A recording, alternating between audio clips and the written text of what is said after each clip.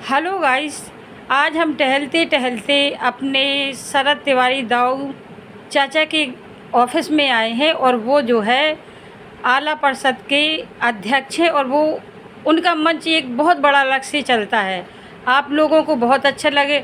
अच्छा चाचा, ये एक बात बताइए, आप जो अपना खुद का आपका मंच चलता है और बहुत दूर दूर से देखने आते हैं, बहुत बड़े बड़े कलाकार आते हैं, थोड़ा आप प्रकाश डालिए उस पर अपने मेले पे और अपना मंच अपने कलाकारों को बताइए ज़रा।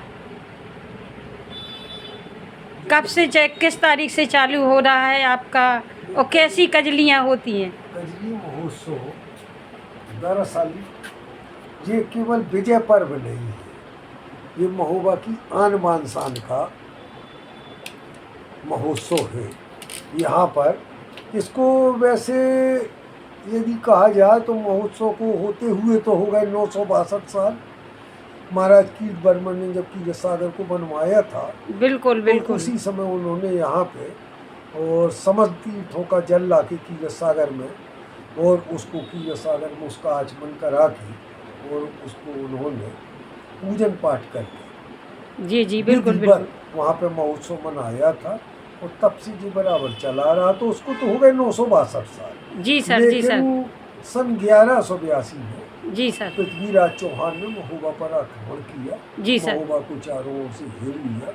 उस समय सबसे बड़ी बात है कि महोबा के जितने भी वीर थे, जी सर। जैसे आलाउदर और आपके उनके और बेटे इंदल वगैरह सब लोग बाहर थे। उनका आला का निष्कासन हो चुका था, लेकिन आला के पास खबर अरे था। सर, थोड़ा आंखें खोलिए, आपकी आंखें बंद। हाँ बिल्कुल बिल्कुल, अब सही चल रहा है। नहीं, अब देखिए ऐसा है कि अब उस और हिसाब से जी सर।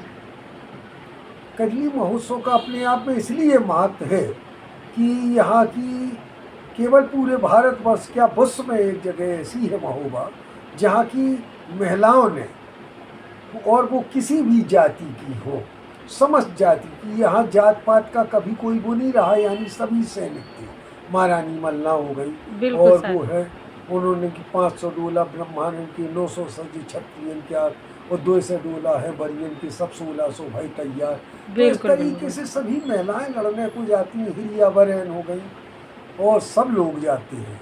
और महोबा का सबसे बड़ी बात है कि आला उदल ताला सैयद जी बिल्कुल जितने बिल्कुल। भी लोग हैं वीर, खन खन कोरी, मदनगढ़, धनुआ, तेली, पुष्पा, पासी, जोधा, जाटो, जो भी है, ढेवा, पंडित, तो सब लोगों ने मिलकर युद्ध किया। अच्छा, तो हम एक चीज़ और पूछना चाहेंगे। हमने कई मतलब लोगों से सुना है, देश विदेश से भी सुना है कि आपका डे नाइट मंच चलता है।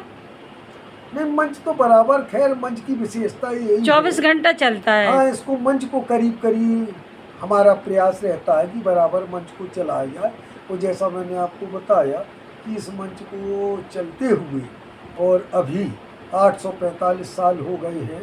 उसके बाद पृथ्वीराज के युद्ध के बाद जब हम लोग इसको युद्ध को जीत गए और महोबा की वीरांगना महिलाओं ने, जैसे पृथ्वीराज ने नहीं कि उन्होंने की 7 लाख ले चढ़ू पिथौरा लेके खुरासान गुजरात और 10 दिशाओं में केवल अब चौहानी भाई है पैराग। तो पृथ्वीराज ने जब यहाँ पर आक्रमण किया और उसने महारानी मल्ला के पास खबर भेजी, उन्होंने की पारस पथरी पवन बछड़ा दीजे भेज नो लखाहार और दूल्हा भेजो चंद्रावल का, और नहीं तो कोई रियायत ना, और नहीं तो लूटो नगर महोबा जानो वसुधरा पे नाच।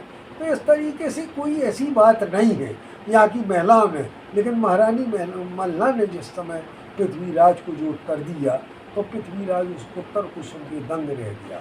अच्छा, तो सर हम एक बात और पूछना चाहेंगे आपसे। आपका डे नाइट चलता है, बहुत लोगों ने मुझे ये भी बताया है, उसका जो पूरा खर्चा है आप ही उठाते हो? नहीं, पूरा खर्च तो देखिए, खर्च कोई अहम बात नहीं होती है, आदमी अपने शौक के लिए करता है।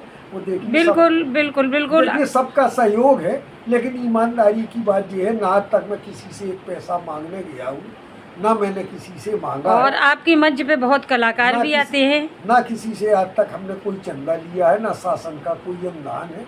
लेकिन इसके बाद भी हम चाहते हैं भाई ये मंच सबका है, महोबा की आन बान शान। आपका तो बस मोदी जी जैसा है, सबका साथ और सबका विकास। इसी बात पे बोलो जय श्री राम। जय श्री आप महान हो और बहुत ग्रेट हो। गाइज अगर ये रील पसंद आए तो इस पर लाइक करो, कमेंट करो, शेयर करो, फॉलो करो। जय हिंद, जय भारत। थोड़ी जय हिंद जय उसका नारा लगा दीजिए सर जी। जय हिंद, जय हिंद, जय हिंद। हम तो अपने देश के लिए प्रत्येक व्यक्ति को ये कहेंगे कि जो भारतवर्ष का रहने वाला है उसको देश के प्रति हमेशा समर्पित रहना चाहिए। यहाँ पर केवल राष्ट्रभक्तों की ज़रूरत है, राष्ट्रद्रोहियों की। सैल्यूट है सर, आपको सैल्यूट है, सैल्यूट है। जय हिंद, जय भारत।